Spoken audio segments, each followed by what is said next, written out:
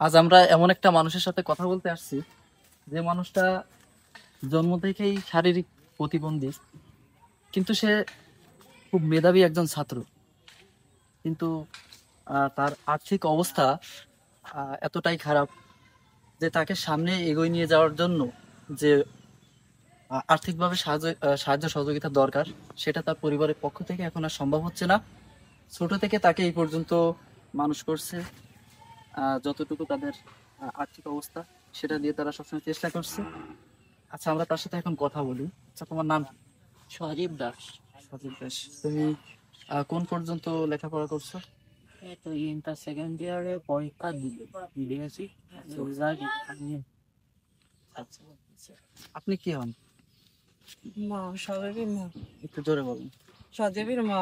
আচ্ছা, এখন আপনার আপনার ছেলেকে নিয়ে আপনার ইচ্ছাটা কি?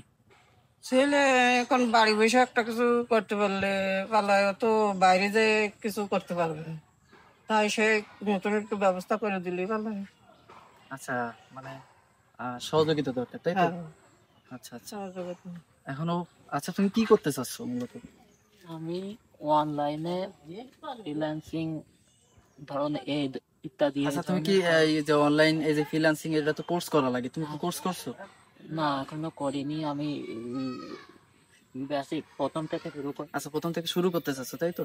আচ্ছা, আপনারা দেখতে পাচ্ছেন যে ছেলেটাকে সে লেখাপড়া শিখতেছে, কিন্তু তার একটা ইচ্ছা আছে যে সে যেহেতু সে স্কুল কলেজ বা কোনো কোনো প্রতিষ্ঠানে বা কোথাও যে সে চাকরি করতে পারবে না, কারণ আপনারা দেখতেই পাচ্ছেন যে সে হাঁটতে পারে না, হ্যাঁ, সে চলতে পারে না। কিন্তু সে যথেষ্ট মেধাবী, বুদ্ধিমান একজন ছাত্র। তার মেধা দিয়ে সে সামনের দিকে এগিয়ে যেতে চাচ্ছে ফ্রিল্যান্সিং এর মাধ্যমে বা অনলাইন কোনো একটা আউটসোর্সের মাধ্যমে, হ্যাঁ, সেটার মাধ্যমে সে সামনের দিকে তার জীবনটাকে, তার প্রতিভাটাকে ধরে রাখতে চাচ্ছে। আচ্ছা, তোমার এই সামনের দিকে এগিয়ে যাওয়ার জন্য, হ্যাঁ, তোমার এই তুমি যে কোর্সটা করতে চাচ্ছ, এটার জন্য তোমার কি কি প্রয়োজন? আমার একটা কম্পিউটার বা পিসি প্রয়োজন আছে। কম্পিউটার বা পিসি, তাই তো? আচ্ছা, এটা কেনার জন্য তো তো তার পরিবার তাকে এই যে কম্পিউটার বা পিসি প্রয়োজন, সেটা তাকে যতটা অর্থের প্রয়োজন সেটা তার পরিবারের পক্ষ থেকে সম্ভব হচ্ছে না। এজন্য আপনাদের সামনে তাকে উপস্থিত করা। যে যেভাবে যতটুকু পারেন তাকে অবশ্যই সাহায্য সহযোগিতা করবেন। তার বিকাশ বা নগদ নাম্বার আমরা এটা স্ক্রিনে দিয়ে দিব।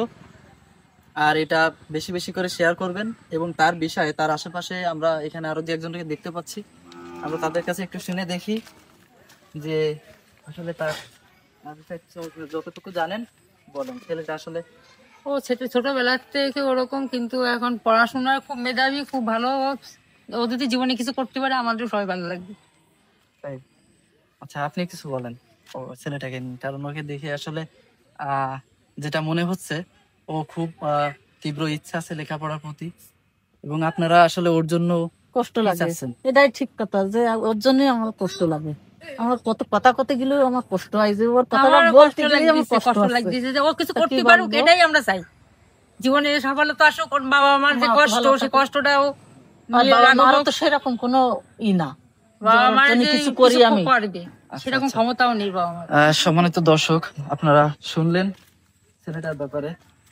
আসলে তার যে ইচ্ছা, মানুষের তো অনেকের অনেক ইচ্ছা থাকে, কিন্তু এরকম ইচ্ছা আসলে কয়জনকে দেখছেন যে সে চলতে পারে না, তারপরেও তার জীবনটাকে সামনের দিকে আহ চলার জন্য যেটা প্রয়োজন সেটা তার পরিবার দিতে পারছে না। এজন্য আপনাদের কাছে বলা, আপনারা যে যেভাবে পারেন তাকে সাহায্য সহযোগিতা করবেন, এবং আমাদের সাধ্য অনুযায়ী আমরা তাকে যতটুকু পারি আমরা চেষ্টা করব।